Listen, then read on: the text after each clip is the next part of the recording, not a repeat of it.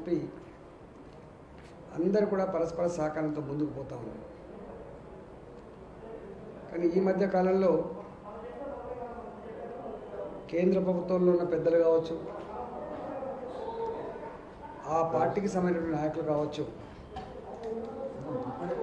మేమేదో ఇస్తున్నాం, రాష్ట్రాలు వాటిని వాడుకోవట్లేదు, రాష్ట్రాలు పెద్దగా పట్టించుకోవట్లేదు మాట ఇది బాధ్యత రాహిత్యానికి సంబంధించిన మాట తప్ప బాధ్యతాయుతమైన మనుషులు మాట్లాడే మాటలు కాదు. కేంద్ర ప్రభుత్వం ఇప్పటివరకు రాష్ట్రాలకు పెద్దగా ఒరగబెట్టింది లేదు. ఒక వ్యాక్సిన్ వాళ్ళ కంట్రోల్లో పెట్టుకున్నారు.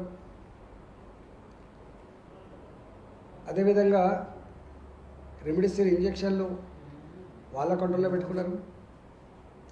ఆక్సిజన్ వాళ్ళ కంట్రోల్లో పెట్టుకున్నారు. ఏం చేయాలో నిర్దేశం కూడా వాళ్ళే ఇస్తూ ఉన్నారు. రాష్ట్రాల చేతిలో దాదాపు కొన్ని అసలే లేవు.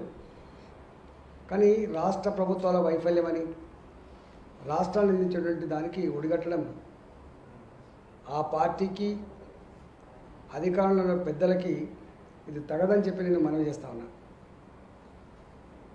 ఇతరులను విమర్శించే ముందు మీరేం చేస్తున్నారో, మీ రాష్ట్రాలలో ఏం జరుగుతుందో ఒకసారి అవలోకనం చేసుకోండి.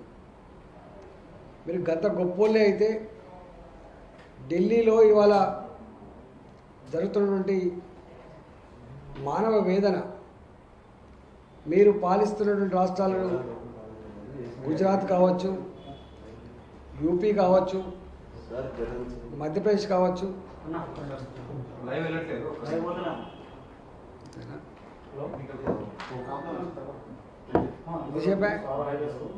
ఎంతసేపే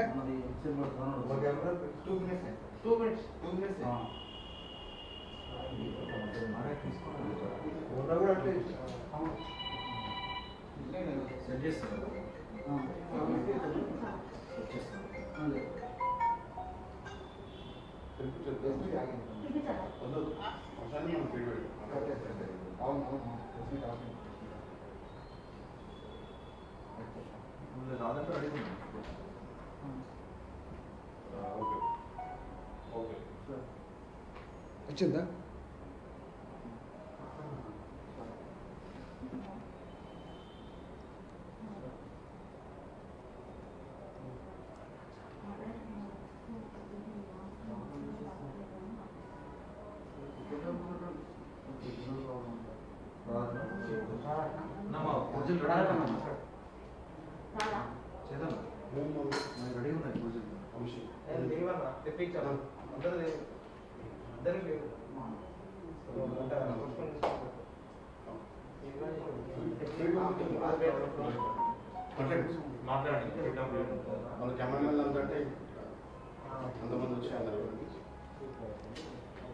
ఇక్కడ ఫీడ్ చేసుకొని పంపిస్తారా?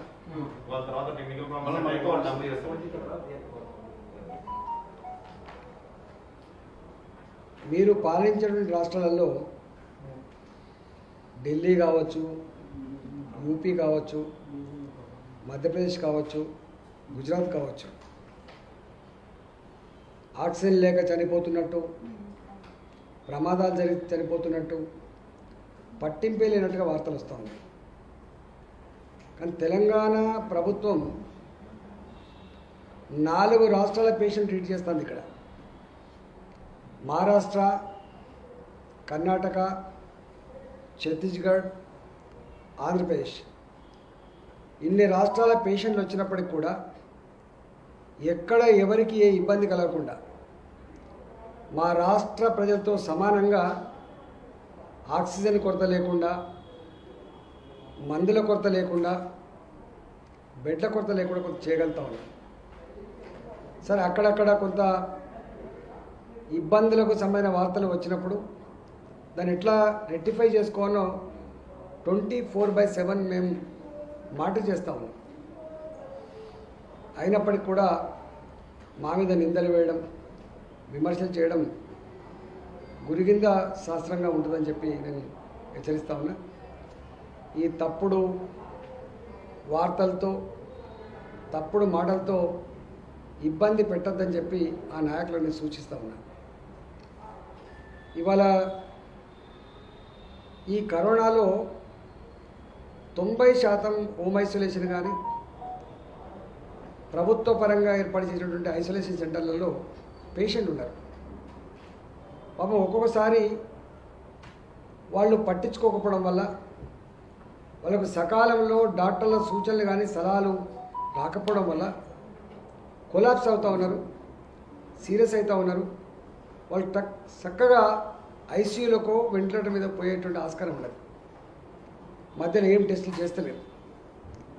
తెలంగాణ రాష్ట్ర ప్రభుత్వం తెలంగాణ డయాగ్నోస్టిక్ సెంటర్స్ మీకు తెలుసు. ఆ డయాగ్నోస్టిక్ సెంటర్స్ ఇలా అన్ని జిల్లాలకు విస్తరించి రేపటి నుంచి 19 సెంటర్లలో కరోనా పేషెంట్స్ ఎవరైతే ఉన్నారో 2 రోజులకోసారి, 4 రోజులకోసారి, 6 రోజులకోసారి డైమర్ టెస్టులు కానీ, IL-6 టెస్టులు కానీ, ఇంకా CRP కానీ, CBP కానీ ఇలాంటి టెస్టుల కోసం 19 సెంటర్లలో ఇవాళ ఓపెన్ చేస్తా ఉన్నాం. ఒక్కొక్క ల్యాబ్ దాదాపు ₹1,00,00,000 వర్త్తో కూడినటువంటి 19 సెంటర్ని ఓపెన్ చేస్తాను. ఆ లిస్ట్ అంతా కూడా మీకు సబ్మిట్ చేస్తాం. నేను ప్రజలకు విజ్ఞప్తి చేస్తున్నా, ఎవరైతే హోమ్ ఐసోలేషన్లో ఉంటారో, ప్రభుత్వపరమైన ఐసోలేషన్లో ఉంటారో అలాంటి వాళ్ళు తప్పకుండా 3 రోజులకో 4 రోజులకో రక్త పరీక్షలు చేయించుకోవాలని చెప్పి మనం చేస్తా ఉన్నాం. దానివల్ల ఇన్ఫెక్షన్ రేట్ పెరిగిందా, తగ్గుతుందా, ప్రమాదం ఉందా తెలిసేటువంటి ఆస్కారం ఉంటుంది. కాబట్టి దాని మీద ఆధారపడి మళ్ళీ మనకు డాక్టర్ల దగ్గర ట్రీట్మెంట్ దొరికే ఆస్కారం ఉంటుంది. కాబట్టి ఇవి చేయించుకోవడం వల్ల మనకు డెత్ రేట్ తక్కువ ఉండే ఆస్కారం ఉంటుంది. కాబట్టి ఇవాళ గౌరవ ముఖ్యమంత్రి గారు మాకు ఏదైతే ముందు చూపుతో ఇవి ఇచ్చిండో ఆ ముందు చూపుతో ఇచ్చినటువంటి ల్యాబ్స్ అన్ని కూడా పూర్తి చేసి, యుద్ధ ప్రాతిపదికన పూర్తి చేసి అవన్నీ కూడా తెలంగాణ ప్రజలకు అంకితం చేయబోతాను. అందులో రిమ్స్లో ఒకటి ఆదిలాబాద్, నల్లగొండలో GGH హాస్పిటల్, ఆసిఫాబాద్లో డిస్ట్రిక్ట్ హాస్పిటల్, జగిత్యాలలో జిల్లా ఆసుపత్రి, జనగామలో జిల్లా ఆసుపత్రి, జోగులాంబలో జిల్లా ఆసుపత్రి, కరీంనగర్లో జిల్లా ఆసుపత్రి, కొత్తగూడెంలో జిల్లా ఆసుపత్రి, మహబాద్లో జిల్లా ఆసుపత్రి, మెదక్ జిల్లా ఆసుపత్రి, ములుగులో ఏరియా హాస్పిటల్, సిరిసిల్ల జిల్లా ఆసుపత్రి, సంగారెడ్డిలో జిల్లా ఆసుపత్రి, వికారాబాద్లో జిల్లా ఆసుపత్రి, అదేవిధంగా మహబూబ్ నగర్ GGH, నిజామాబాద్లో GGH. అంటే ఇట్లా 19, సిద్దిపేట ఆల్రెడీ ఓపెన్ చేసాం. 19 జిల్లాలలో ఇవాళ ఈ ఫెసిలిటీస్ ఉన్నాయి. ₹1 ఖర్చు లేకుండా కరోనా పేషెంట్లందరికీ కూడా ఎన్ని వేలైనా కూడా ఒక రోజులో టెస్ట్ చేసి అదే రోజు రిపోర్ట్ ఇచ్చేటువంటి దానికోసం ఇవన్నీ కూడా రేపు ఎల్లుండి ఒక 2-3 డేస్లో ఓపెన్ చేయబోతున్నాం, ప్రజలకు అంకితం చేయబోతున్నామని చెప్పి నేను మనవి చేస్తాను. రెండవది, దీంట్లో ఆక్సిజన్ కూడా చాలా కీలకమైంది. కాబట్టి ఇప్పటికీ మన రాష్ట్రానికి పదే విజ్ఞప్తి చేస్తే 360 టన్నులు మనకు కేటాయించారు. మనది కాక ఇవాళ రాబోయే మంత్లో ఎక్కువ కేసులు వస్తాయని చెప్పి కేంద్ర ప్రభుత్వం చెప్తా ఉంది. కాబట్టి ఈ సెకండ్ వేవ్ పీక్ మే మంత్లో ఉంటుందని చెప్పి చెప్తా ఉన్నారు. కాబట్టి ఆ పీక్ సరిపడేటువంటి ఆక్సిజన్ కావాలని చెప్పి 600 మెట్రిక్ టన్నులకు పెంచాలని చెప్పి మేము చెప్పడమే కాకుండా ఈ 600 మెట్రిక్ టన్నులు కూడా మాకు అందుబాటులో ఉన్నటువంటి ప్రాంతాలకు ఇవ్వాలని, దూర ప్రాంతాల నుంచి ఇవ్వద్దని చెప్పి మేము వాళ్ళు కోరడం జరిగింది. నేను కేంద్ర ప్రభుత్వాన్ని ఈ సందర్భంగా నేను డిమాండ్ చేస్తున్నా. కేంద్ర ప్రభుత్వం దగ్గర రైల్వేస్ ఉంటుంది, కేంద్ర ప్రభుత్వం దగ్గర మిలిటరీ ఉంటుంది, కేంద్ర ప్రభుత్వం చాలా పెద్ద యంత్రాంగంతో కూడుకొని ఉంటుంది. కాబట్టి ఆక్సిజన్ లేక చనిపోతున్నారు అని ఇవాళ వచ్చే వార్తలు ఈ దేశానికి అవమానకరం. ఇంత టెక్నాలజీ ఉన్న కాలంలో ఇంత ప్రభుత్వం దీన్ని పాండమిక్గా భావించి ఒక హెల్త్ ఎమర్జెన్సీ నడుస్తున్న కాలంలో ఇవాళ మనం ఇంకా అట్లాంటి వార్తలు ప్రజలలో ప్రభుత్వం మీద విశ్వాసం పోగొట్టేటువంటి ఆస్కారం ఉన్నది, మమ్మల్ని కాపాడేటువంటి స్థాయిలో లేరని అనుకునేటువంటి ఆస్కారం ఉంటుంది. కాబట్టి కేంద్ర ప్రభుత్వం నియంత్రణ మాత్రమే కాదు, కేంద్ర ప్రభుత్వం ఏ రాష్ట్రంలో ఎన్ని కేసులు ఉన్నాయో, ఏ రాష్ట్రంలో ఎంత ఆక్సిజన్ అవసరం ఉందో ఆ ఆక్సిజన్ని అటు యుద్ధ విమానాల ద్వారా కానీ, ఇవాళ రైల్వేల ద్వారా కానీ, ఈ దేశంలో లేకపోతే ఇతర దేశాల నుంచి కానీ, ఇంకా దీనికంటే ఎక్కువ టెక్నాలజీ సిలిండర్లో వాటర్ పోతేనే ఆక్సిజన్ వస్తుందనేటువంటిది కానీ, లేదా ఇంకా మిషనరీ కానీ అనేక దేశాలు ముందుకు వస్తూ ఉన్నాయి. కాబట్టి అలాంటివన్నీ కూడా ప్రొక్యూర్ చేసి అన్ని రాష్ట్రాలకు అవసరం మేరకి ఇవాళ సప్లై చేయాలని చెప్పి అది కేంద్ర ప్రభుత్వ బాధ్యత మాత్రమే అని చెప్పి నేను మనవి చేస్తా ఉన్నా. ఒకవేళ నిజంగా కేంద్ర ప్రభుత్వం డబ్బులు లేకపోతే రాష్ట్రాలకు షేర్ అడగండి, మీరు ఇవ మీ రాష్ట్రానికి ఇంత ఆక్సిజన్ పంపించడం ఇంత డబ్బు ఇవ్వమని చెప్పి అడగండి. కానీ దీన్ని యూనిఫామ్ డిస్ట్రిబ్యూషన్లో, ప్రొక్యూర్ చేయడంలో, సకాలంలో సప్లై చేయడంలో మీకున్న యంత్రాంగం పెద్దది కాబట్టి ఆ బాధ్యత నుంచి తప్పించుకోవద్దని చెప్పి కూడా నేను విజ్ఞప్తి చేస్తా ఉన్నా. రెండవది, ఇంత పెద్ద హెల్త్ ఎమర్జెన్సీలో ప్రభుత్వానికి అనేక రకాల అధికారాలు ఉంటాయి. ఇవాళ వ్యాక్సిన్ నేను మొన్న చెప్పిన మళ్ళీ చెప్తున్నాను, అవసరమైతే కొంత డబ్బు అడ్వాన్స్ ఇచ్చి దీన్ని వాయిల్స్ పెంచుకునేటువంటి ఆస్కారం ఉంటుంది, దీన్ని డోసులు పెంచుకునేటువంటి ఆస్కారం ఉంటుంది. యుద్ధ ప్రాతిపదిక పైన అది జరగాలని చెప్పి కోరుకుంటున్నాం. మీరు 18 సంవత్సరాల నుంచి 44 సంవత్సరాల వరకు మీరు అనౌన్స్ చేసి పెట్టిండ్రు. వ్యాక్సిన్ లేకపోతే గందరగోళం గురేటువంటి ఆస్కారం ఉందని ఇప్పటికే మా అధికారులు చెప్తా ఉన్నారు. మేము అడుగుతా ఉన్నాం, మీరు అనౌన్స్ చేసినటువంటి ఆ 18 సంవత్సరాల నుంచి 44 సంవత్సరాల యువకులకి ఏదైతే ఉందో దేశవ్యాప్తంగా ఎంతమంది యువకులు ఉన్నారో లెక్కలు కట్టి ఇవాళ మా తెలంగాణ రాష్ట్రంలో 1.75 కోట్ల మంది ఉన్నారు. మాకు 2 డోసులు కావాలంటే 3.5 కోట్లు కావాలి. ఇవాళ మీరు చెప్తున్న లెక్కల ప్రకారంగా సీరం ఇన్స్టిట్యూట్ కావచ్చు, ఇది కావచ్చు, 2 కలిస్తే కూడా 6 కోట్లు అని చెప్తున్నారు. ఇంకా పెరుగుతే ఇంకొంత పెరుగుతుండొచ్చు. దీన్ని ఎట్లా మ్యాచ్ చేస్తారు? ఇతర దేశాల నుంచి తెప్పించే ఆలోచన ఉందా? ఇక్కడ పెంచే ఆలోచన ఉందా? ఎంత వస్తుంది, ఏ రాష్ట్రానికి ఎంత ఇవ్వగలరు, అదంతా కూడా మీ కంట్రోల్లో ఉంది. కాబట్టి మీరే ప్లాన్ చేస్తున్నారు. కాబట్టి దీని మీద కూడా ఒక ప్రకటన విధి విధానాలను ఖరారు చేసి ఇవ్వాలని చెప్పి మేము డిమాండ్ చేస్తా ఉన్నాం. గతంలో ఒకసారి డిమాండ్ చేసినాం, మళ్ళీ ఇప్పుడు డిమాండ్ చేస్తున్నాం. వ్యాక్సిన్ విషయంలో ఇప్పటికి కూడా కేంద్రం పునరాలోచన చేసుకోవాలి. ఈ భారత ప్రజానీకాన్ని కాపాడంలో మీ పాత్ర ఉందనే విషయాన్ని మీరు మర్చిపోవద్దు. ఇంత పెద్ద పాండమిక్ సిచ్యువేషన్లో డిజైన్ చేసుకోవడం అనేది మీ ఉందాతనానికి మంచిది కాదని చెప్పి మరొకసారి డిమాండ్ చేస్తున్నాను. నేను వ్యాక్సిన్ తప్పకుండా పూర్తి స్థాయిలో కేంద్రం ఇవ్వాలని చెప్పి కూడా నేను డిమాండ్ చేస్తూ ఉన్నాను. అదేవిధంగా రెమిడిసివిర్ ఇంజెక్షన్ విషయంలో కూడా ఇవాళ రెమిడిసివిర్ ఇంజెక్షన్ విషయంలో మనకు ఇంత పెద్ద సంస్థలు ఉంటాయి, శాస్త్ర విజ్ఞానానికి సంబంధించిన సంస్థలు ఉంటాయి కేంద్రంలో, ఐసీఎంఆర్ లాంటి ఉంటుంది. అసలు ఈ ఇంజెక్షన్ మ్యానుఫ్యాక్చర్ కావడానికి ఎంత ఖర్చు అవుతుందో మీకు తెలియదా? ఏ టాబ్లెట్ ఎంత ఖర్చు అవుతుందో ఇలా లేదా, లెక్కలు లేవా? ఇవాళ రెమిడిసివిర్ అనేది కాస్ట్ ఎంత పడుతుంది, ప్రొడక్షన్ కాస్ట్ ఇలా ఎంత అమ్ముతున్నారో ఒకసారి చూడండి. ఎంత అన్యాయం అంటే దానికి నాకు తెలిసి 200 రూపాయలు పడుతుందో 300 రూపాయలు పడుతుందో, కానీ ఇవాళ 3000 రూపాయలు ధర నిర్ణయించారు. ప్రభుత్వాలకు తక్కువ ఇస్తామని చెప్పి 1500 2000 రూపాయలు నిర్ణయించారు. నేను అడుగుతా ఉన్న ప్రభుత్వాన్ని, అనేక ఫార్మా కంపెనీలు ఉన్నాయి, ఇంత ఇబ్బంది పడే పరిస్థితి రావద్దు. రా మెటీరియల్ కనుక ఉంటే తప్పకుండా మ్యానుఫ్యాక్చర్ చేయడంలో అనేక రకాల ఫార్మా కంపెనీలు ఉంటాయి. కాబట్టి అప్పటికప్పుడు కొంత మ్యానుఫ్యాక్చర్ చేసేటువంటి ఆస్కారం ఉంటుంది. కాబట్టి ఉన్న వాటిలో పెంచుకోవచ్చు, కెపాసిటీ పెంచుకోవచ్చు. లేని వాటిల్లో కూడా అవసరమైతే 1 మంత్కో 2 నెలల్లో చేసుకునేటువంటి ఆస్కారం ఉంటుంది. ఎందుకంటే ఇది ఇప్పట్లో పోయేది కాదు అంటున్నారు. కాబట్టి ఇంకా ఎన్ని రోజులు ఉంటుందో తెలియదు. కాబట్టి అది మీకే తెలియాలి. కాబట్టి ఇలాంటి పరిస్థితుల్లో రెమిడిసివిర్ లాంటి ఇంజెక్షన్స్ ఇవాళ 3000 రూపాయలు దొరికేది 30,000 రూపాయలు దొరుకుతున్నట్టుగా వార్తలు వస్తూ ఉన్నాయి. నిజమే, మేము ఇలా అక్కడక్కడే మేము ఎంక్వైరీ చేస్తే దొరుకుతూ ఉన్నారు, లోపల పెడతా ఉన్నాం. కేంద్ర ప్రభుత్వం దేశవ్యాప్తంగా ఈ పరిస్థితి ఉత్పన్నమైన పరిస్థితులలో కంట్రోల్ చేసి తీసుకోవడం ఇంపార్టెంట్ కాదు. కంట్రోల్ తీసుకునేది ఎంత ఇంపార్టెంటో సరిపోను డోసులు పంపించే బాధ్యత కూడా ఉండాలి. దాని నుంచి మీరు తప్పించుకోగలరు. అదేవిధంగా ఇతరత్వ ఇంకేమైనా కూడా చేయాలి. ఇప్పుడున్న పరిస్థితులలో ఎక్కువ ధరకు అమ్మి ప్రజల్ని దోసుకునే ప్రయత్నం చేస్తున్నటువంటి వాటి మీద ఉక్కుపాదం పెట్టాల్సిన బాధ్యత ఉంటుంది. ఇవాళ ఆక్సిజన్ బ్లాక్లు లేకుండా చూసుకోవాల్సిన బాధ్యత ఉంటుంది, రెమిడిసివిర్ బ్లాక్ లేకుండా చూసుకోవాల్సిన బాధ్యత ఉంటుంది. రేపు వ్యాక్సిన్ కూడా సరిపోని రాకపోతే బ్లాక్ చేసే ఆస్కారం ఉంటుంది. హెల్త్ ఎమర్జెన్సీలో ఇట్లాంటి పాండమిక్ సిచ్యువేషన్లో మీకున్నటువంటి అధికారాన్ని వాడి ఎక్కడ కూడా ఇబ్బంది లేకుండా అన్ని రాష్ట్రాల వారీగా కాకుండా దేశం మొత్తంగా ఒక పద్ధతి ప్రకారం చేయాలని చెప్పి కూడా నేను డిమాండ్ చేస్తా ఉన్నా.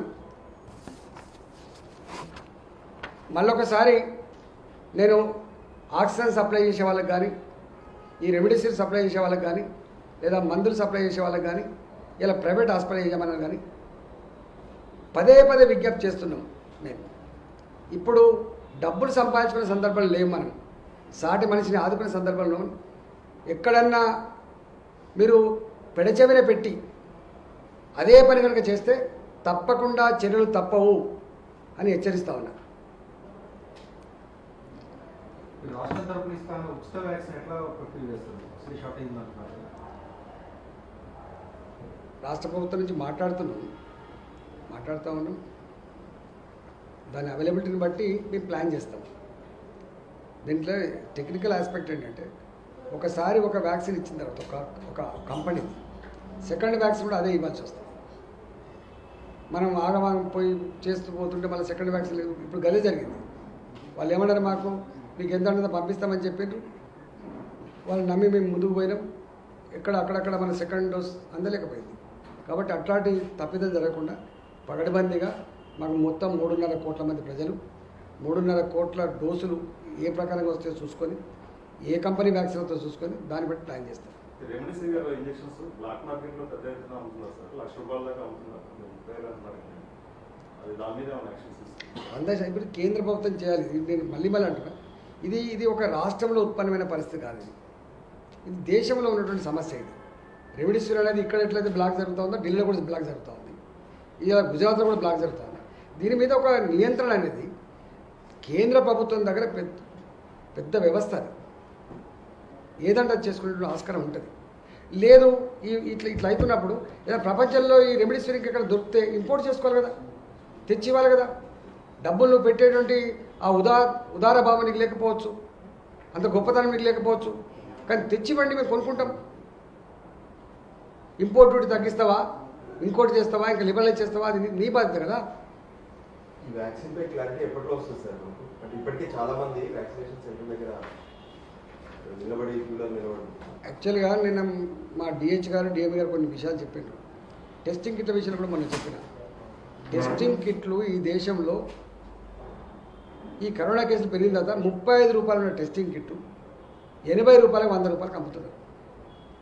ఎన్ని కంపెనీలు ఉన్నాయో మనకు తెలుసు. దాని మీద మీకు నియంత్రణ ఉండాలి కదా, దాన్ని హ్యాండ్ ఓవర్ చేసుకోవాలి కదా. ఒక రాష్ట్రం చేసే కాదు కదా. ఇప్పుడు ఆక్సిజన్ మీద నీకు నియంత్రణ ఉండాలి, రెమిడిసివిర్ మీద నీకు నియంత్రణ ఉండాలి, వ్యాక్సిన్ మీద నియంత్రణ ఉండాలి, మీరు చెప్తున్న దాని మీద కూడా నియంత్రణ ఉండాలి. కేంద్ర ప్రభుత్వం చేయాలి.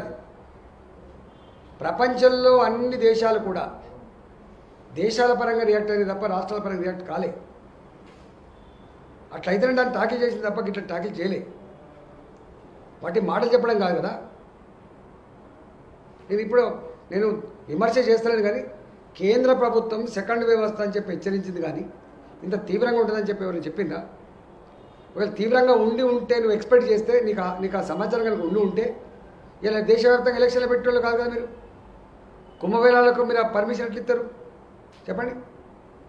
అంటే సెకండ్ వేవ్ యొక్క గ్రావిటీ ఏందో, తీవ్రత ఏందో మీకు తెలియదు. తెలిసి ఉంటే ఈ పని మరి చేసిన తప్పు అవుతుంది. ఇవాళ రాష్ట్రాలు తప్పడుతున్నారు. మీరు రాష్ట్రాలు ఎక్కడ చేయించారు? మీరు సెకండ్ వేవ్ వస్తా అని చెప్పింది తప్ప దాని గ్రావిటీ ఎట్లుంటుంది, ఎన్ని వేల కేసులు రాబోతూ ఉన్నాయి, ఎంతమందికి ఇది అవసరం ఉంటుంది, అది అవసరం ఉంటుంది అని మీరు చెప్పిండ్రా? చెప్పి ఉంటే మీరే ఇది అంతా ఆదేశాలు ఇచ్చి ఉండాలి కదా. రెమిడిసివిర్ మ్యానుఫ్యాక్చరింగ్ కోసం, ఆక్సిజన్ మ్యానుఫ్యాక్చరింగ్ కోసం రాష్ట్రాలు ఎట్లయితే ఆలోచిస్తున్నాయో, ఎక్కడ చూస్తే ₹1 ఎక్కువ తెచ్చుకుందాం అన్నట్టుగా దేశం కూడా అట్లా ఆలోచించే పరిస్థితి. దీని బాధ్యతలు వాళ్ళు కాదా? వ్యాక్సిన్ పంపిణీ విషయంలో గ్రామీణ ప్రాంతాల ప్రజలకు ఏ విధంగా వ్యాక్సిన్ ఇస్తారు, దాని మీద ఏమైనా కార్యక్రమం? మాకు రోజుకు 10 లక్షల డోసులు వ్యాక్సిన్ ఇచ్చేటువంటి కెపాసిటీ ఉంది. మాకు బిగినింగ్లో మనం పెద్ద పెద్ద హాస్పిటల్లో ఇచ్చి ఆబ్జర్వేషన్లో పెట్టేవాళ్ళం. వాళ్ళకి రియాక్షన్స్ వస్తాయా చూసేవాళ్ళం. మనకి ఇప్పుడు అది లేదు. మీకు తెలిసి రియాక్షన్స్ చాలా తక్కువ. ఎక్కడో ప్రతి దాంట్లో కూడా రియాక్షన్స్ పెన్సిల్ ఇంజెక్షన్కి గిన్ని సంవత్సరాల తర్వాత కూడా పెన్సిల్ ఇచ్చి కూడా రియాక్షన్ వచ్చే వాళ్ళు ఉంటారు. కాబట్టి ఎక్కడో 0.5 1% ఉంటుండొచ్చు, కానీ మెజార్టీ లేదు. కాబట్టి ఇప్పుడు ఆ ఆబ్జర్వేషన్ సెంటర్లు ఆ పాత పద్ధతులన్నీ ఇప్పుడు అవుట్డేటెడ్ అయిపోయినాయి. కాబట్టి ఎక్కడ దాకా ఇవ్వచ్చు, పిఎస్సి స్థాయి మాత్రమే కాకుండా సబ్ సెంటర్ల స్థాయిలో కూడా ఇచ్చుకునేటువంటి ఆస్కారం ఉంటుంది. ఇంకా మా ఏఎన్ఎంలు ప్రతి రోజు ఒక గ్రామానికి పోతూ ఉంటారు. వాళ్ళకి ఒక షెడ్యూల్ ఉంటుంది, నెలకు ఒక్కొక్క గ్రామాన్ని ఒకసారి టచ్ చేసేదానికి. గతంలో ఉన్న వ్యాక్సిన్స్ ఏవైతున్నాయో ఆ వ్యాక్సిన్స్ ఇచ్చేటువంటి డ్యూటీ వాళ్ళదే ఉంటుంది. అవసరమైతే మా ఏఎన్ఎంలు మా ఆశా వర్కర్లు ఇవాళ గ్రామాల స్థాయి కూడా